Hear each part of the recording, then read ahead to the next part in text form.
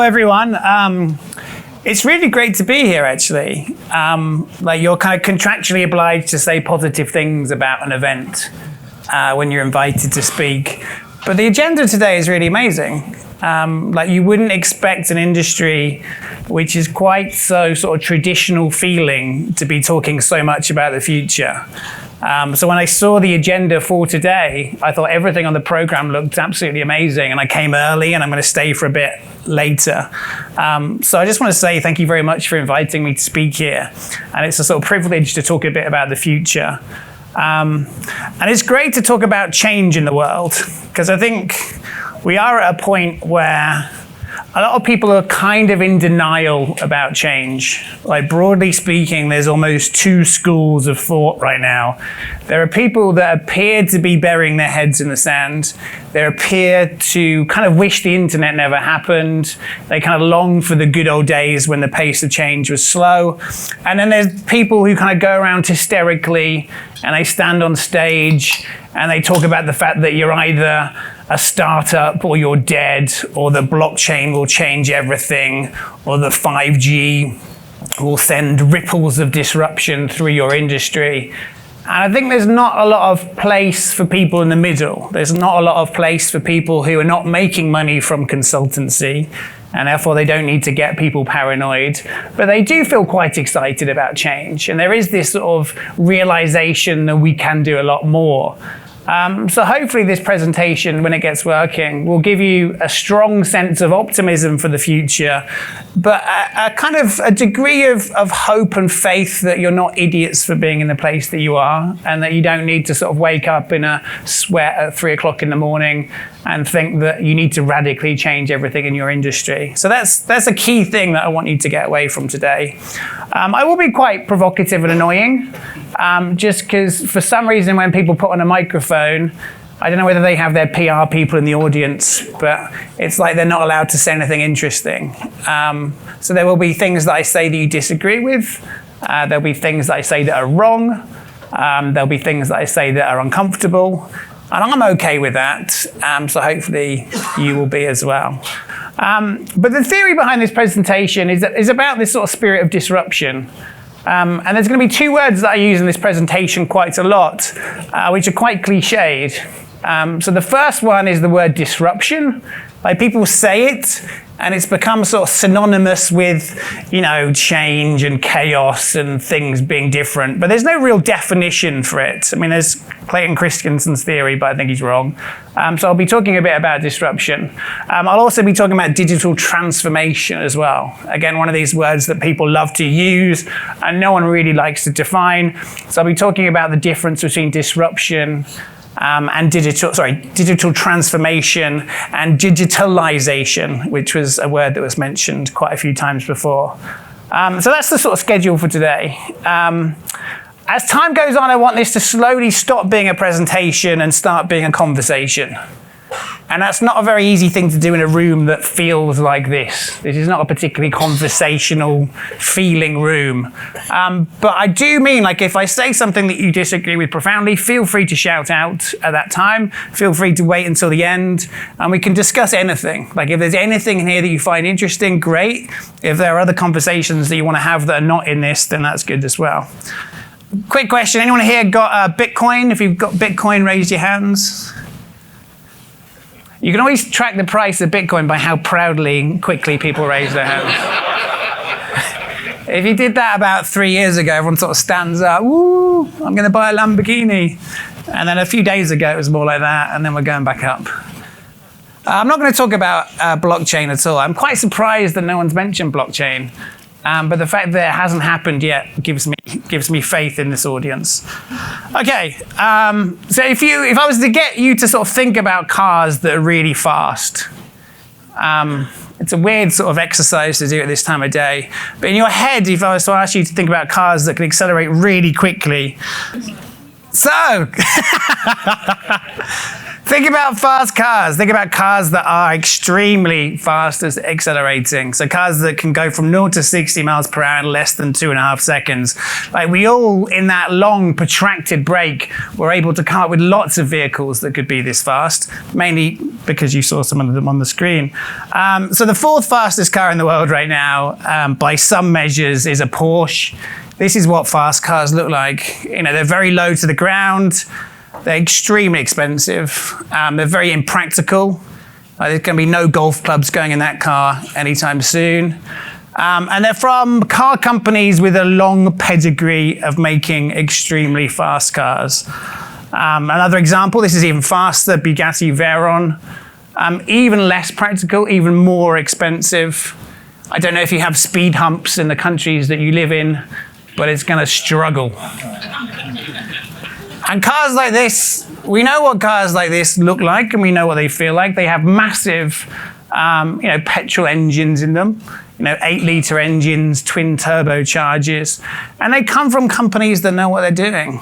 They come from companies that have spent years and years and years getting extremely good at making very fast cars. They probably won Le Mans several times over, and they've used those learnings to refine what they do. But right now, like the very fastest car in the entire world is this. Oh, this is really bad for the timing. It's the Tesla Model S with ludicrous mode. I don't know if any of you here own this car, but it's not crazy to think that you might own this. You probably know someone that owns it, and you haven't even noticed because it just looks like a normal, boring sedan, and it fits like 5 people. And this is from a car company with like 10 years experience making cars. And it's from a car company that's set up from a founder that has no idea how to make a car and has not spent years working his way up or her way up through car companies' sort of graduate training schemes. Like, it's kind of extraordinary that the very fastest car the world has ever known is a production car made by a company with less than 10 years experience from someone that doesn't really know what they're doing. And it's completely different. Like, it might look quite similar to other cars, but the very fundamental engineering that's behind it is vastly different. Like, the people that made this car had to deal with very different parameters. They had very different problems to solve. And most of all, and the most remarkable thing about this car is it got faster overnight for free and thanks to a software update. That's a really strange thing when you think about it. Like, this is my car. Like, it's fine, but every time I get in it, it's not better than before. Like, no disrespect to the makers at BMW, but like, I'm kind of relieved every time it starts these days. Like, the notion that it would just be a little bit better, that's crazy to me. And it does make you sort of think what's going on. And for me, the sort of underlying principle that we can look into and understand is this power of sort of disruption, this power of seeing the world differently, and this power of the paradigm leap. And I know there are books about the paradigm leap and it's a scientific theory, but I've got a design theory which I think will help you make sense of what's going on and how it is that these companies can make such leaps in such profound ways. So the kind of schedule for today's journey, I'm going to introduce myself and my role a little bit more. I'm going to talk about this power of the paradigm leap and what it means for your business and how to think about it. I'm going to talk about the idea of digital transformation and how to think about technology in a different way. And then I'm going to give us some sort of themes or thought starters or awkward questions or just ideas that we can discuss. And as this goes on, I'm hoping it sort of degenerates into the amazing conversation. I'm hoping you ask me lots of questions and we sort of walk away a bit inspired. So my job's kind of a bit like a futurist. And when you say that, people think that you look at films like this all the time. And that you sort of understand how technology is changing the world. And often it leads to quite dystopian visions. I don't call myself a futurist because it's a really good way to lose all credibility that you have straight away. Like, most people who are futurists, they're quite disjointed from reality, and it's more like a performance art than it is anything particularly useful. I think other people think my job's to understand things like this, artificial intelligence. And it's my job to look at drones and to look at 3D printing, but that's not really what I do. Other people think it's to look at innovation. This is a pair of shoes that you can buy from Pizza Hut, and every time you want a pizza, you just press a button on them. This is true, by the way. You can buy them. They're about $2,500, but you get margarita pizzas whenever you want at the press of a button. I don't know how you get pepperoni, by the way. I don't know whether there's like a different button on the back or something. My job's actually this. Like, this looks quite boring, but this is a screen I saw in a library in the UK. And I don't know if you can see it on the resolution of the images here, but this is lots of kids' fingerprints. So what's happened is lots and lots of kids have come up to this screen and sort of touched it and then gone, oh, because it doesn't work. And often you now see these screens with "this is not a touch screen" written at the bottom of it. Earlier on today in Washington's Union Station, I actually touched one of the screens there, and then I realized it was an advertisement screen, and it doesn't work like that. And it made me realize we have this kind of thing I call digital disappointment, which is that the expectations that we have as people, especially younger people, actually accelerate and change faster than the real world.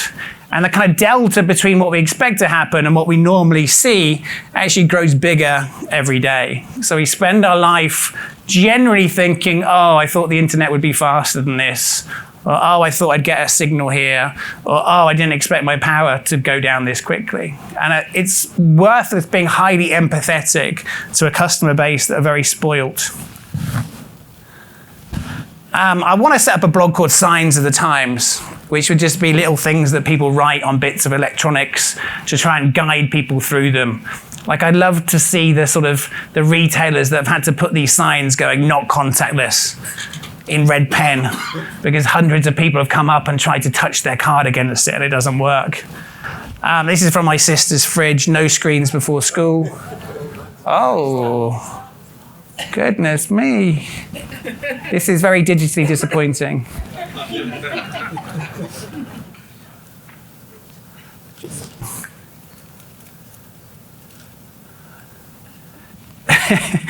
Yeah, this is from my sister's fridge. And it's a good explanation of some of the sort of tensions that exist in the world. Like the fact it's called screens and not a TV or a phone or a tablet. Like, a lot of the words that we use to describe media channels or to describe the words around us actually don't mean that much for the next generation. And there's all of this tension in the world between how we embrace this technology and what it means. I think my final one, often when you're in quite an important building, you'll see a sign like this, "no cell phone use."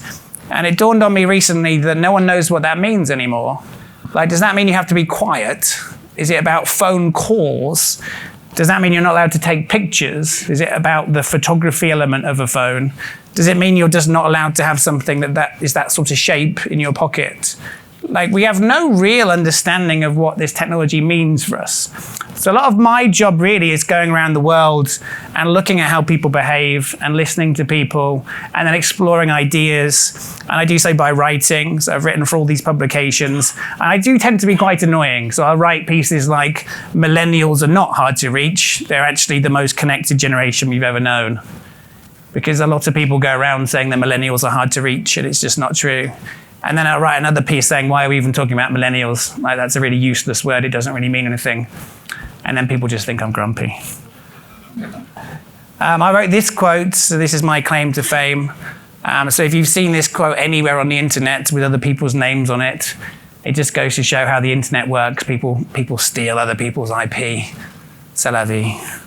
And because of that,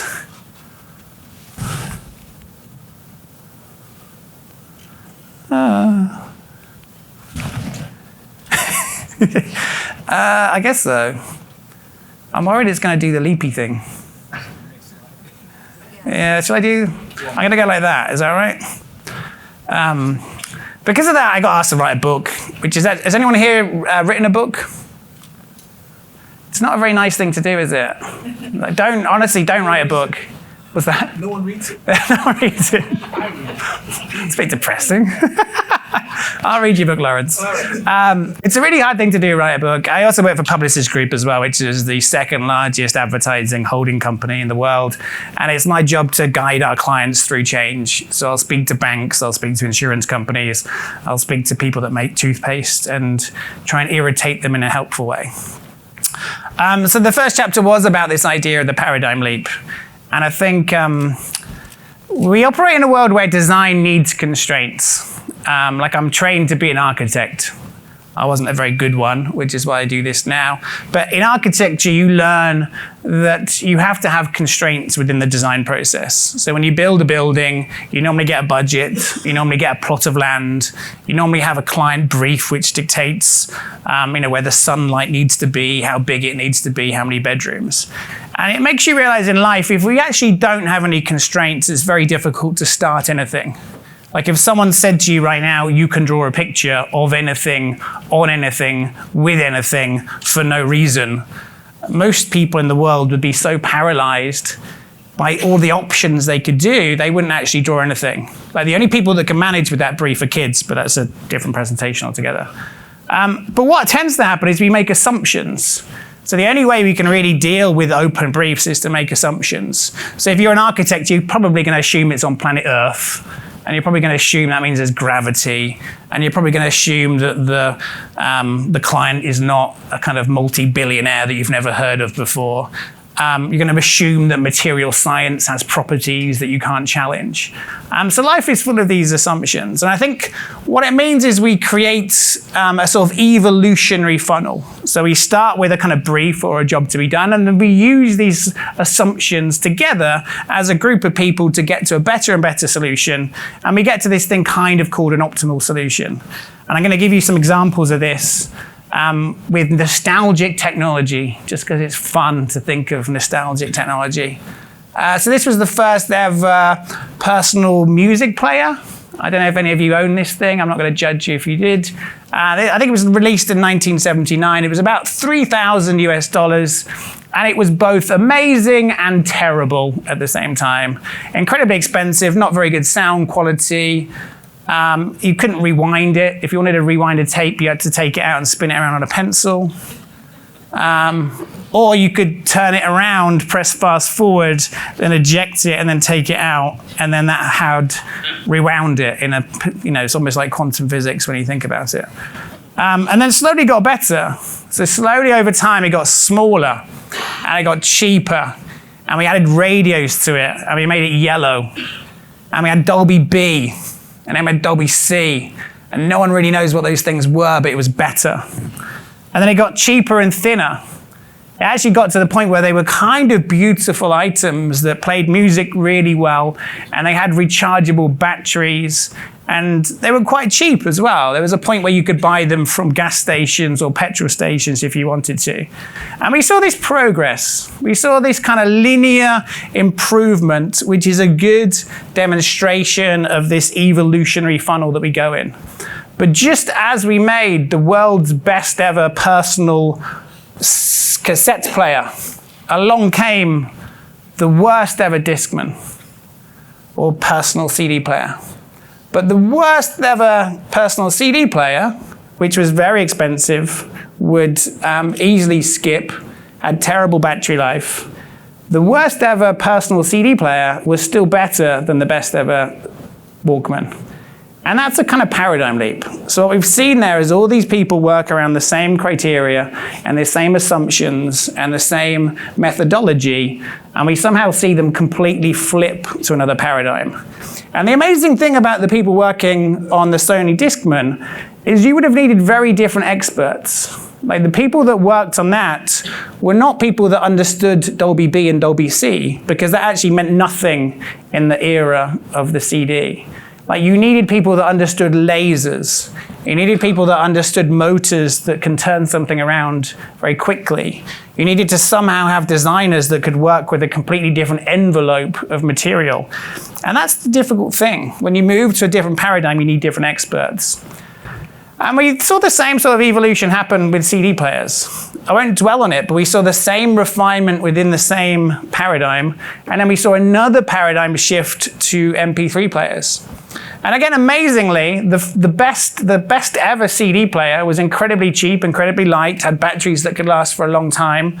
And we listened to music in a different way in the era of CD players. We suddenly saw the flip to the worst ever MP3 player. But the worst ever MP3 player was still better than the best ever CD player. And again, completely different problems to solve. We now had to have software engineers. We had to design something with a user interface that was intuitive. Completely different people. And in the era of MP3 players, our relationship with music changed significantly because we weren't really buying music in the same way. We were kind of accessing it off the internet. And then business models like Napster and so on were created. We saw the same refinement process again with the era of MP3 players, where MP3 players got smaller, they got cheaper, they got thinner. And just as the best ever MP3 player came out, we had the first ever smartphone. And then our entire relationship with music changed because we didn't own music anymore. We just accessed it wherever we wanted. And it's these paradigm flips which I think are amazing. And we see them all over the place. So you see it in the era of personal transportation. You know, we had the era of horse-drawn carts, and then we had the era of horseless carriages, which looked exactly the same because they were made by the same fabricators. Then over time, they became better and better and better. We now have an era where we're dealing with electronic propulsion, which creates vastly new problems to solve. And the next paradigm, which we're kind of on the edge of right now, is the paradigm of self-driving cars. When these come out, nobody knows. What they mean is extraordinary. We have no idea how this will change the cities of tomorrow. Like, it's very, very hard to predict what will happen in this environment. Will we own cars anymore? Will cars look like cars? What will our relationship be with car brands? Will our choice architecture be between Uber or Lyft or blah, blah car rather than between BMW or Mercedes or Tesla? This move will change everything within that industry in ways that are extremely hard to predict. We have paradigm shifts all over the place. So telling the time, there was the era of using the sun to tell the time. Then there was the era of large mechanical clocks, which then got better and became smaller mechanical clocks, which then got replaced by, wait for it. I'm good at building suspense. Ta-da! They got replaced by LCD watches, which then got better. I remember having one at primary school, which would tell the temperature. And I just used to go around all day long telling people what the temperature was. Maybe I was the only person that did that. There was another one with a calculator, which was really hard to use. And now we live in an era where we don't really have watches anymore. If we do have a watch on, it's not to tell the time, it's actually to tell people about our social status. Like, actually the function of a watch has completely changed to become something else. And even when you have a smartwatch from Apple, it's not there to tell the time, it's to do completely different things. There's one more paradigm shift I'm going to go through as an example, but my book is full of them. Currency, you know, we did have the era of the cowrie shells, which had sort of implied implicit values. We had the era of coins, which again had sort of intrinsic value to them. We then had the era of notes, which were effectively promises to each other. We then had the era of credit cards, which again are very different when you think about it. Like, a credit card is not a better note. Like, a credit card is a completely different system of payment. It's a completely different way to think about the industry. It's a kind of relationship between two arbitrary digital things that you happen to trust. And then when you look to the future of money, it becomes very complicated because we don't know which of these paradigms will win. We don't know whether it's going to be an era of Apple Pay, which is a payment layer on top of other people's systems. We don't know whether it's going to be something like a cryptocurrency. We don't know whether it's going to be a digital wallet. Like, actually, these are very different mechanisms and very different business models. And that's what makes this hard. Like, it's easy in retrospect to laugh at these changes, but when you're living in that moment, it's very hard to pick the winner. So when you look at the really successful businesses, and when you look at the people that get famous and the people that get rich and the people that make extraordinary profit margins, they are often the people that have launched the first product in a new paradigm. Like, this is the Dyson vacuum cleaner. I worked in an electronic retailer before the Dyson came out, and nobody was excited about vacuum cleaners. No one came in because they were bored to look at vacuum cleaners. No one would pay more than $100 for a vacuum cleaner. This thing came out and it changed the way the world felt about vacuum cleaners. People would spend £400 on a vacuum cleaner even though they didn't need a vacuum cleaner. There was something extraordinary that happens when a brand new product comes out. The iPhone.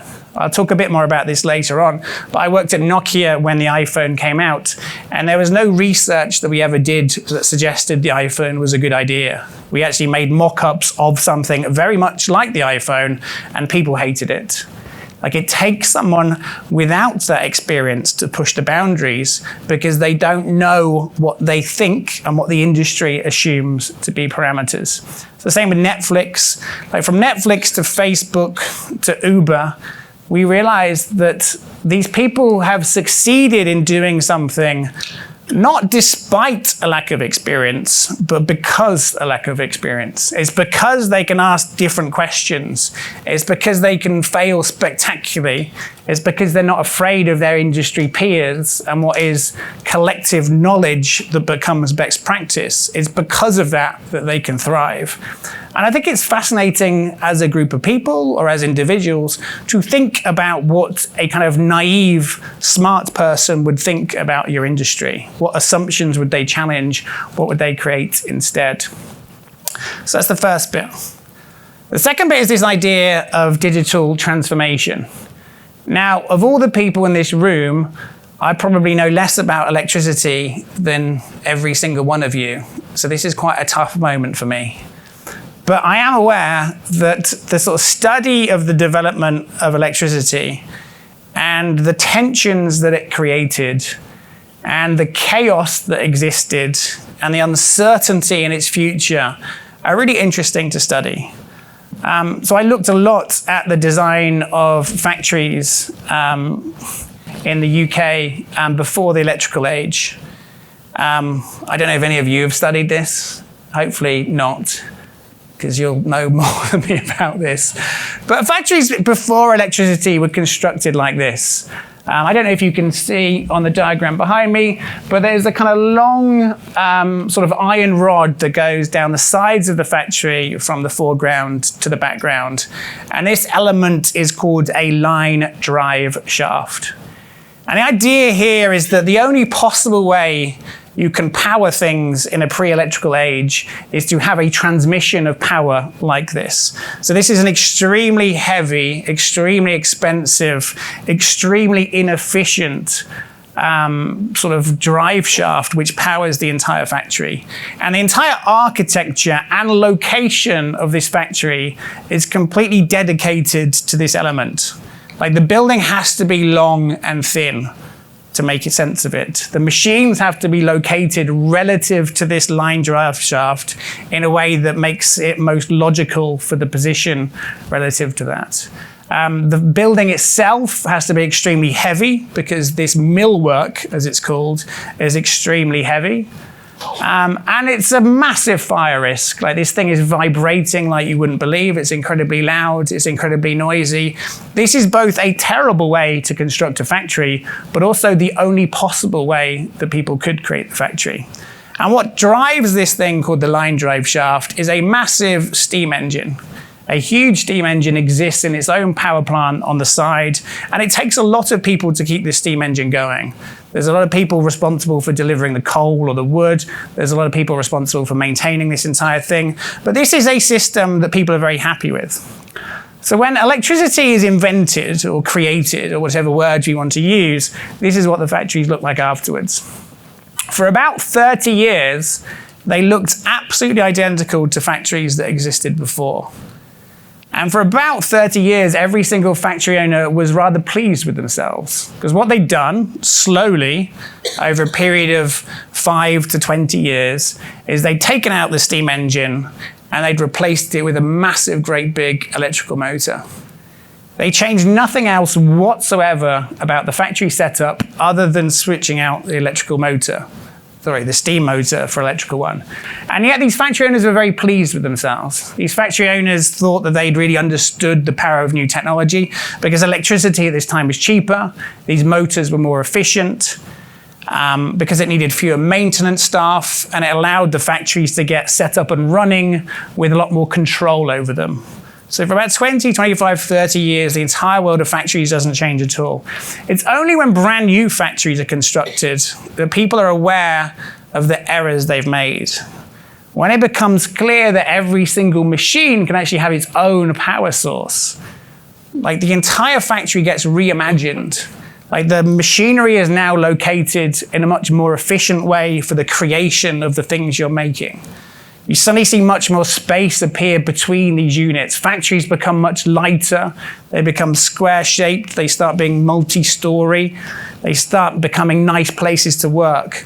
You now give the people who use these machines more authority to make their own decisions. You are now able to make things with far greater tolerance. You're now able to charge a lot more, and profit margins go through the roof. And there's this amazing analogy, an amazing way of thinking about this, which is when you sort of add a technology based on current thinking to an old way of doing things, you see small incremental changes, but people think they've done a great job.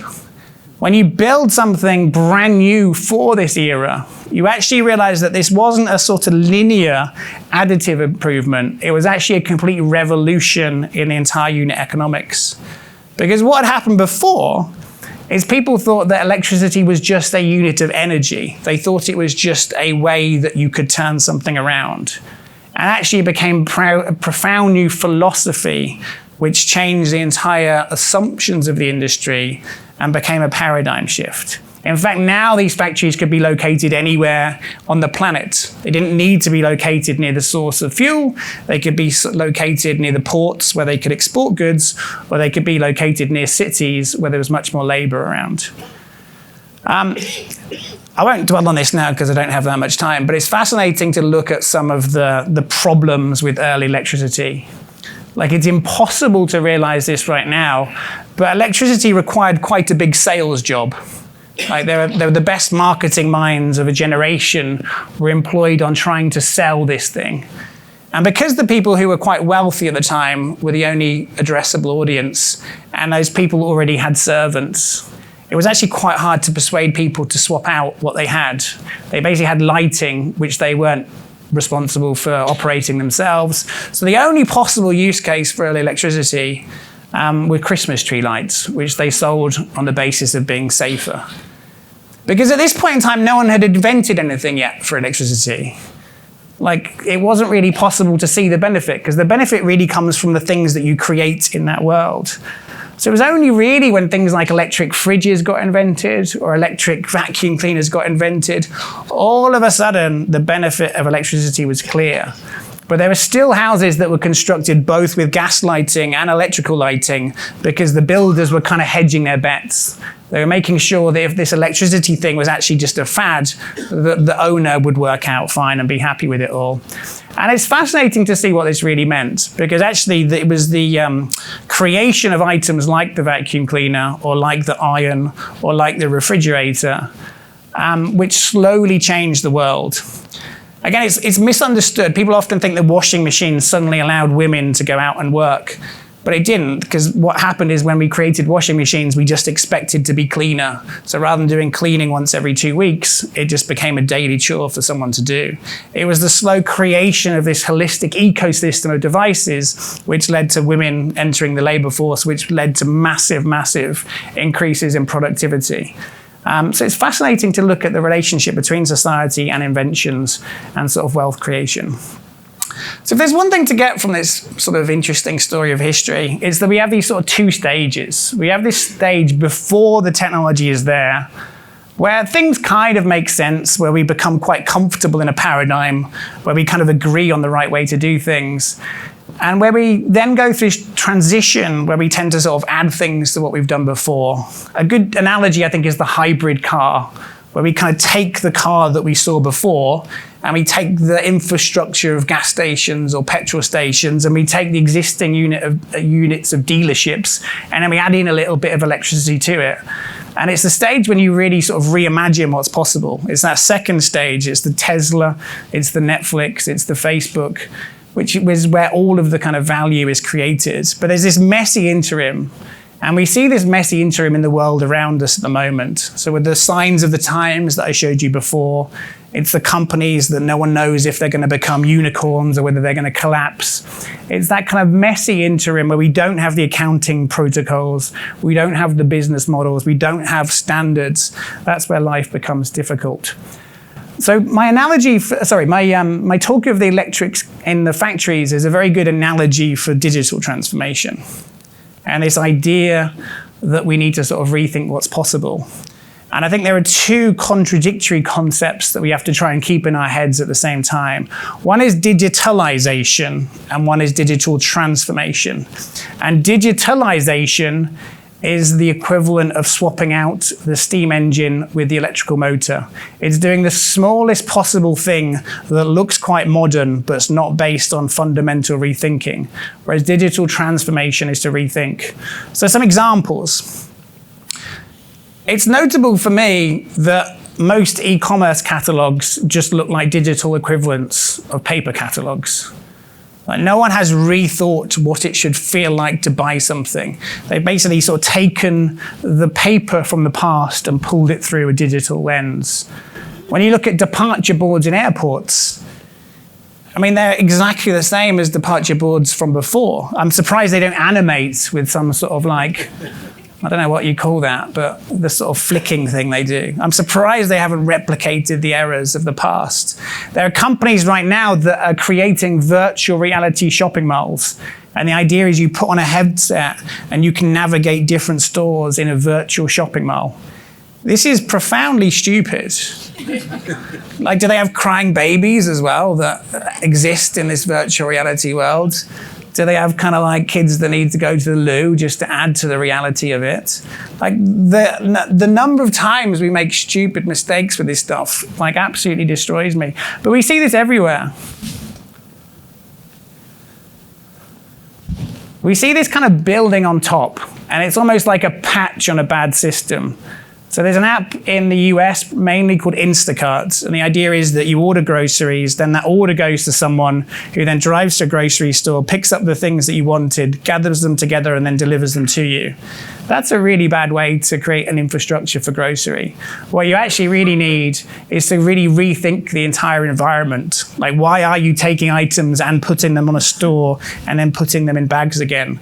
Surely you need to do what a company called Ocado does in the UK, which is to create brand new warehouses from scratch, which means that the products never get put out and they just go straight from huge distribution center to your door very efficiently.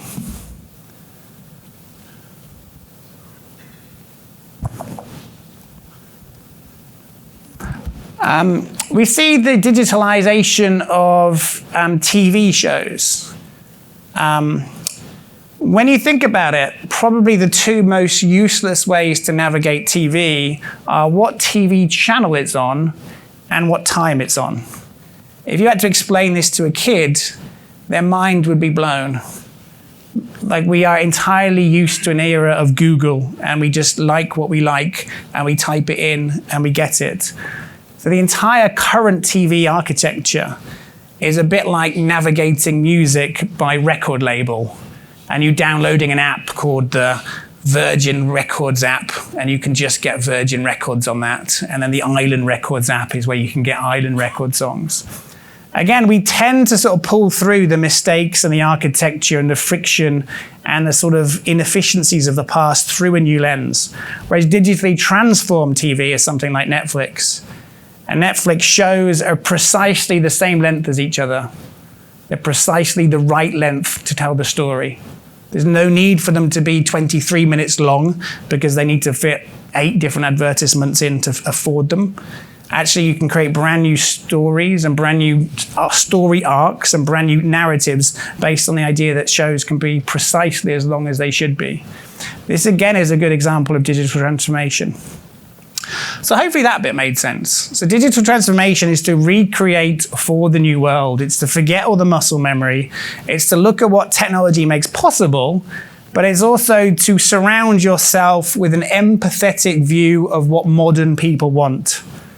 An empathetic view of people with abundant choice, with limited time, and with limited mental capacity to think about this. That's what digital transformation is all about. So here are some sort of themes to set you on your way, I guess. The first one is we only really understand technology when we look back on it. So I was working for Nokia at the time of the iPhone, and we did a lot of research groups on the internet, and on the mobile internet in particular.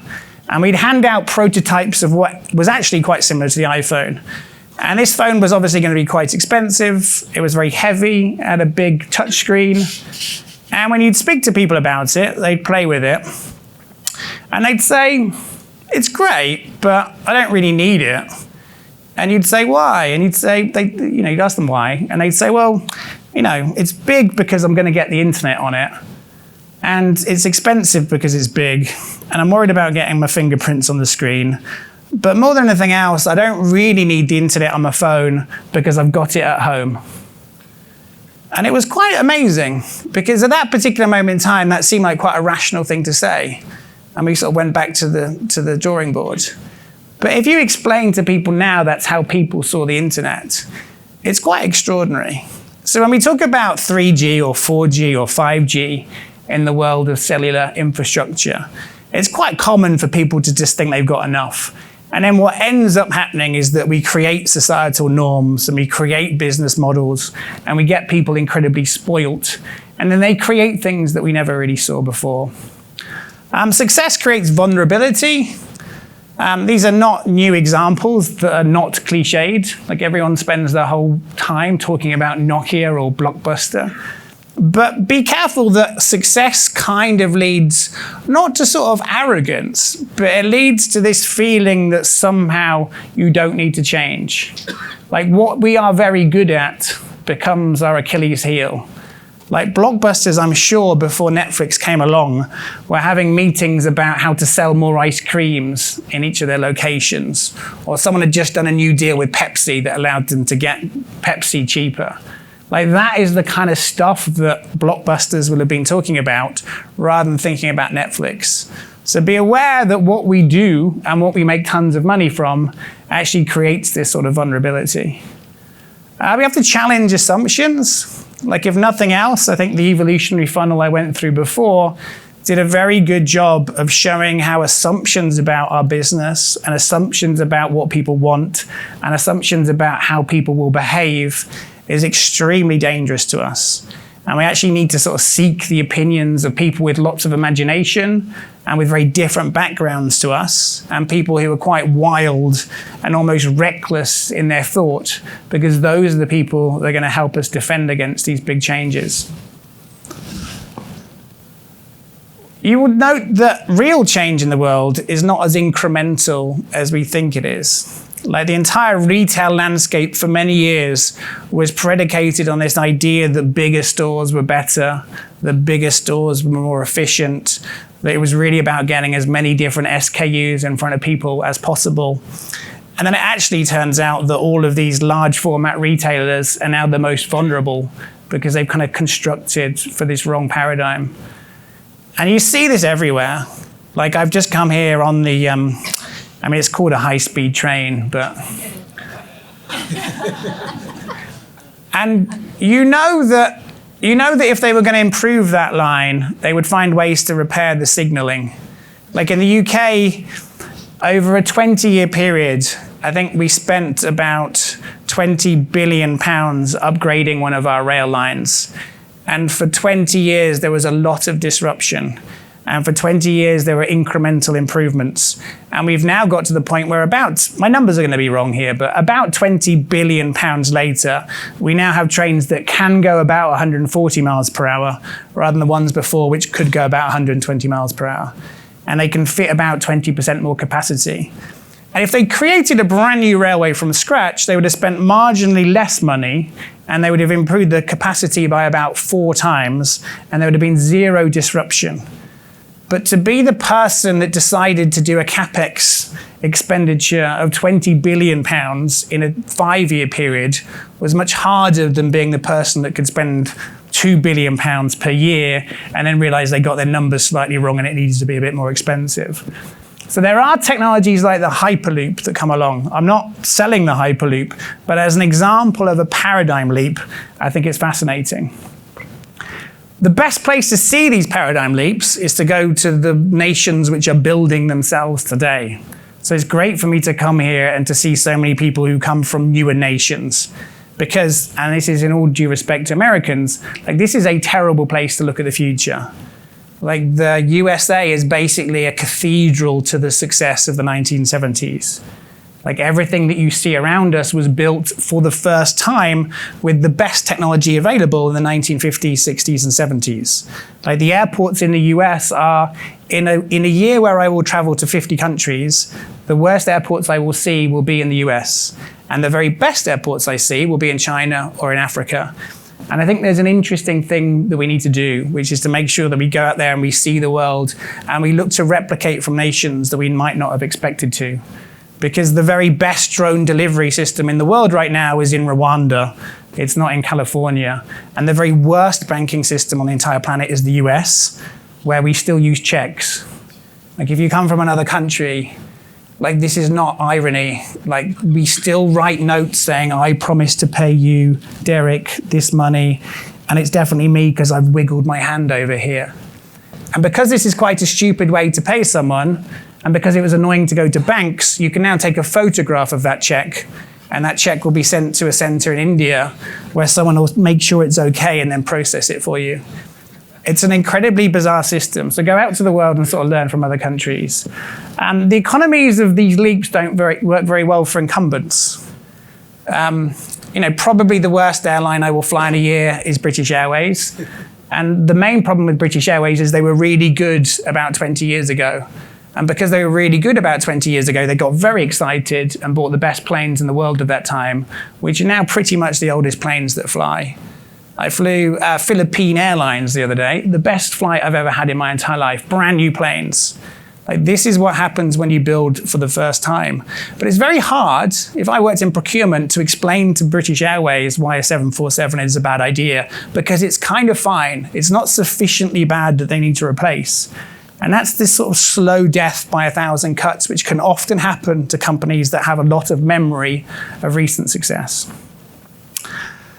I'm not really the person to talk about decentralization in your environment here, because you guys will know a lot more than me about this. But there is this really interesting dynamic in the world right now towards decentralization. Whether it's decentralized currency mechanisms that cryptocurrencies could have been a part of, whether it's things like countries' separatist movements, which allow them to have local governance, whether it's things like edge computing, which now means that most computing can be done in your hand rather than within the collective cloud, even things like content. Like it is now possible to be a successful blogger and to get more views than very successful publications. There are some really fascinating movements towards decentralization, and they exist in many, many parts of our built world. Even retail is a good example where, thanks to platforms like eBay or Etsy or Amazon, you can actually become a very large, successful retailer despite living in quite a decentralized location. So you are all looking into this, but be aware that there are many other parallels that are existing at this moment in time. And that becomes an interesting point of discussion. So to what extent do we work hard to incrementally improve the current paradigm? And to what extent do we prepare ourselves and build moats or get excited about future paradigms within our industry? It's important as part of that process to look at the altitude of change. So people are like onions. Like at our very core, we have a sort of system of values and a sense of who we are. And on top of those values, we build sort of skills. And on top of those skills, we acquire knowledge. and relationships. Companies are quite similar. They're a bit like onions. Their very core is this sense of who they are, the sort of the business model. And on top of that, they make a product or they make a service. And on top of that, they market them. And on top of that, they then create communications. And by far the easiest thing to change is the outermost layer, because the outermost layer doesn't really require real change. You can just create this facade of modernity. You can kind of put a skin on your website that looks new, and the actual COBOL programming that underlies it, you hope that people never see. To do deep change is what requires collaboration between different departments, and it costs a lot of money, and it takes a long time, and it involves a lot of risk. But you will note that all of the successful companies today that people celebrate, whether it is the Netflix or the Facebooks or the Ubers or the Airbnbs or the kayaks or the hotels tonight or Philippine Airlines, these are all companies that have somewhat rebuilt themselves for today. And they've been able to do that with this change and with this technology at the very core. We will have this messy interim. It amazes me how much in the world is standardized apart from power. Like, you can go from one country to another and a Starbucks looks exactly the same, but you can't get your computer to work. And it only seems to be becoming more complex, actually, as things like smart homes happen. When you go to a typical power socket, it's now got leads and sort of plugs and stuff all over the world. So we need to be aware of these messy interims wherever we are. There is a very interesting relationship between regulation and innovation. And it's apt to be saying this in Washington, but regulation is always very late. Like, it's always extremely reactionary. Like, there is the growth of vaping in the world right now, and no one has any idea whether it's a good thing or a bad thing. Like, no one has any idea. There are lots of discussions about it. And the way it's been regulated so far is to treat it like cigarettes. And that doesn't really make any sense. Like, there's actually nothing really similar about vaping to cigarettes. There's no reason why you can't smoke a vape on a plane. Like, it's not worrying to anyone. But we tend to sort of apply without thinking regulation. Things like e-scooters. Like, at the moment, it's illegal to ride an e-scooter on a pavement, and it's also illegal to ride on a road. So what happens is you kind of skirt this law by kind of doing a little bit of both. Sort of hoping it sort of aggregates out as the perfect line of legality. It hasn't stopped these companies from being worth billions of dollars, but it does make you think it would be quite good if people thought about this stuff. It'd be quite good if the moment that these scooters were invented, the government looked into it and established how fast they should go to be legal, how big they should be. There are lots of question marks that technology raises. And we tend to see that the most profitable companies and the ones that we celebrate are companies that have kind of exploited this. You know, so Uber was basically a regulatory hack that existed on the idea that you were kind of just paying someone for their time rather than actually getting a ride. You know, Facebook is able to monetize other people's content, which is basically stealing other people's content. But because it's a marketplace, they can sort of hold their hands up and say, it wasn't really our stuff, we just scraped it for you. And it means if something's factually incorrect, they're not responsible for it because it's just a marketplace. Airbnb, you know, is this extraordinary thing that allows hotels to basically not be hotels. And there are companies like Netflix and Aereo that are historical examples of what happens when you exploit that gray area. So there's a really sort of interesting exercise to be done, which is looking at that. I think we tend to discount the value of expert generalists. I took this photograph last week from a presentation from Sapient, which is part of Publicis Group. So don't take photos of it because it's probably got people's names on it that shouldn't exist in public. But I was amazed to see the structure of Sapient, where they specialize by vertical. So you become a specialist in helping banks transform, or you become a specialist in helping energy companies transform. And what strikes me is that often we are more in the customer service business than we are in a vertical. Like, as a customer, I do not compare my car insurance experience with other people's car insurance experience. I compare my car insurance experience with my bank experience, and with my buying a car experience, and with my choosing electricity supply experience, and every other experience I've ever had. Companies need to get much better at benchmarking themselves against other great customer experiences and not what the people who are most like them do. And that requires people that are quite different. It requires people that are quite thin. that have, I think it's called a T-shaped talent. So they have this sort of width at the top, and then they have depth in certain areas. But at the moment, we tend to discount people who are generalists because we assume they're just not particularly good at anything in particular. I've got about 4 more slides, by the way. Sorry it's taken so long. These new paradigms create new problems. Like Facebook creates problems that the New York Times never had. Airbnb creates problems that hotels never had. Tesla creates problems like building out a charging grid. So it's very interesting to see what happens when you switch to a new paradigm. You both need new expertise, but you also have new problems to solve. At the same time, lots of things get much easier. I've got no idea what I'm doing with coding, but I created a website that allows myself to sell books direct to people, and it took me 45 minutes. Like, there are large retailers out there who are worth $10 billion that have a worse retail experience than me having a gin and tonic one evening and giving it a try. You can literally buy my book with one button press on your phone. You go to the URL, you press buy with Apple Pay, you double click the thing on the side, which is a bit annoying, and then you show your face and the book arrives at your doorstep within 2 days. That's quite weird that I was able to make that happen. So just be aware that a lot of the things that we assume to be difficult are actually now extremely easy. There is a culture, obviously, of short-termism, and this is not going away. Like, unless you are lucky enough to be a publicly non-listed company, privately non-listed company, you are held to the mercy of quarterly stock market reporting. And often when we look at companies like Amazon, we presume that, somehow they've had this incredible sort of favors held to them. And actually, they're just lucky that they have got to a point where they've been successful for long enough to be able to say different things to the stock market. They've been able to not make profit for years and years and years, because every time they made a profit, they would claim it was just a lack of ambition.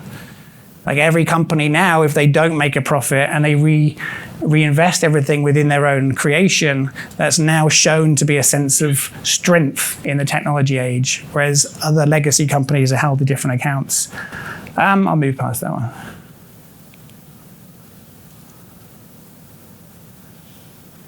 Like, customer experience kind of is the new advertising. Like, it sounds quite cheesy, but advertising was predicated on this idea that people don't know enough, and therefore we need to pay money to tell people things. Advertising is still important. Like, my company still invests about $80 billion a year of our clients' money on advertising, but it's not the only thing that creates a brand. Like, our experience of an airline, our experience of an electricity provider, our experience of a car insurance provider will both be a little bit of what people told us it was going to be like, plus every experience we've had, plus every experience we've heard from other people. And it astounds me that things like customer service are called costs. So consultants will go around to companies and say, cut costs on customer service. You don't need a call center. Try to answer the phone more quickly and get people to your website. So if we listen to people and we respond to them and we have a conversation with them, that's customer service and that's a cost. Whereas if we just buy advertising on Fox Sports, or if we buy sponsorship at the Super Bowl, that's an investment. It's extraordinary to me that if we talk at people, that's an investment and something to increase money behind. Whereas the moment we start listening to people, it becomes annoying to us and we should reduce spending money there. I can't do this properly in like 10 seconds, but be aware that AI is such a profound new technology, and it's such a remarkably different way to think about the world that we have to think of it a bit like those factories with electrical motors. We have to use it not to augment what we've done before, but to really rethink the sort of principles and the way that we work. And a tiny little example of this is Tim Cook and his iPad. So Tim Cook got into a lot of trouble recently when he said that he did his job with an iPad, because everyone thought that was quite arrogant. Everyone looked at their job and thought, I could never do my job with an iPad. And that's true. For pretty much all of us in this room right now, we could not just do our job with an iPad. But if one day there was a sort of catastrophic fire in every single property that you owned, and if one day, like, everyone was forced to leave the building and you handed everybody an iPad and said everybody has to do their job with this, people would probably figure out new ways to do their job. Like every single Excel spreadsheet is a kind of catastrophic error in our business. It means that no one has really rethought how that job should be done. So as an example, if you were to sort of recreate your companies around these new technologies, you would realize that we all do our job in a different way, and you'd be thankful for that change. So we are now at a point in our lives where we are all, by definition, being in this room, comfortable. Like we all earn enough money, we've all got enough success behind us, we've all done a good job, and we can all reasonably predict our future and know it'll be fine. Like a lot of these leaps require this jump into the unknown. Often these leaps do not have a lot of data to support them. These leaps are dangerous. So I think it's a really good time to actually genuinely look in the mirror and think, do I want to navigate the path to the future with small incremental changes, with quarterly stock market reporting, which is fine? Do I want to write a book and then do speaking events and life will be nice? Or do I want to be one of these people that actually feels like they made a huge difference and they created this sort of new path to the future? Because this does require a significant leap. And that leap probably requires that you answer this question, which is to think about your business today. And this is a really annoying question. And it's the first question I ask in my book. And it's to say, if you were to get on a flight and just look out the window, and you were to think about how someone would create your business today, based on what you know, based on the technology today, and based on your understanding of customers, like what would it look like? Because in many of your cases, it would look very different. And then the more helpful and less annoying question, but still quite overwhelming, is what is it that you can do to get there? What steps do you need to undertake? What things do you need to build? What new accountancy protocols do you need to put into place to make that possible? And that's the most useful question, but it's also the very hardest. So thank you very much for that. Sorry for the technical problems, and hopefully you found that interesting. I don't know if we've got time to do a Q&A. Yeah, first we'll give you the plug. Okay. So I know we're going to have a break eventually. We'll do the next panel, but we all think, Tom, you've done an excellent job, and apologies for the little Murphy's Law. That's why I hate Murphy. But let's just take 5 minutes, because I'm sure there are one or two questions in the audience here. So questions. See.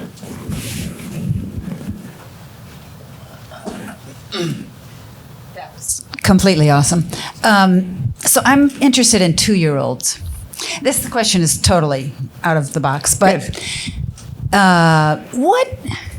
So I have a 2-year-old grandson, just to be clear, who swipes my iPhone, and I'm thinking that he doesn't know how to think differently, or he could be taught.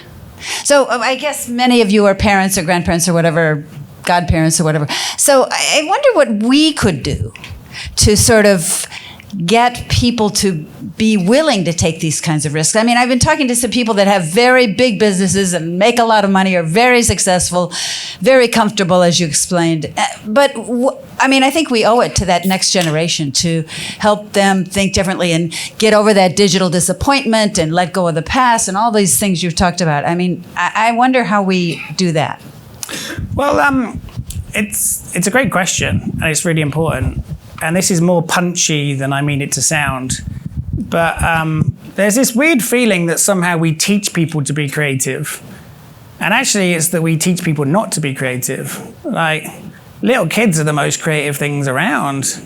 And it's that we have, I'm not going to rant that much here, but we do have an education system that's generally constructed around making people the same as each other rather than the best person they can be.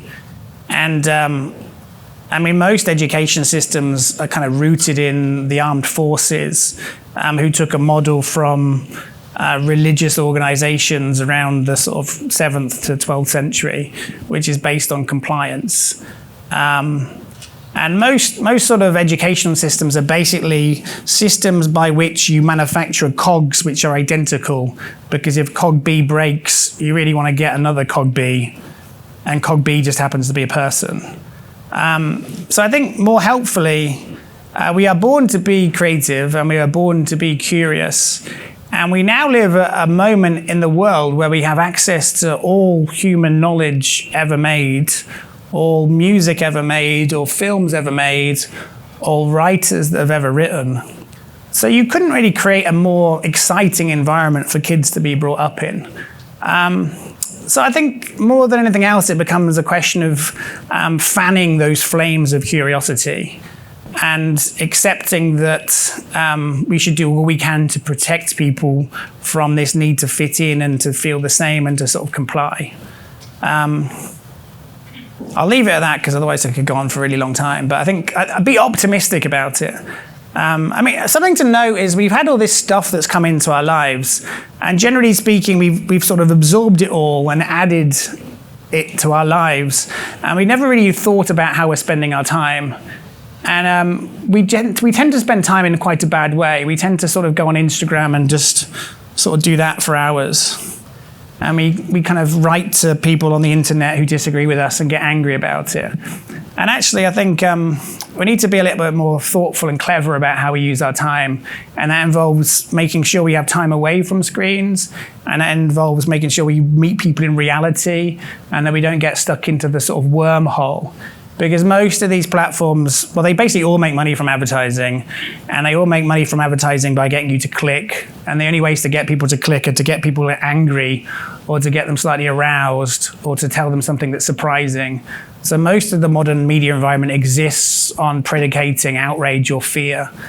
So the more that we can escape that and put media back in its place and sort of live a more wholesome life, the better. One last question from Derek. I would agree. Your presentation is awesome. I'm David Owens. So you talked about paradigm shifts. What about new frontiers?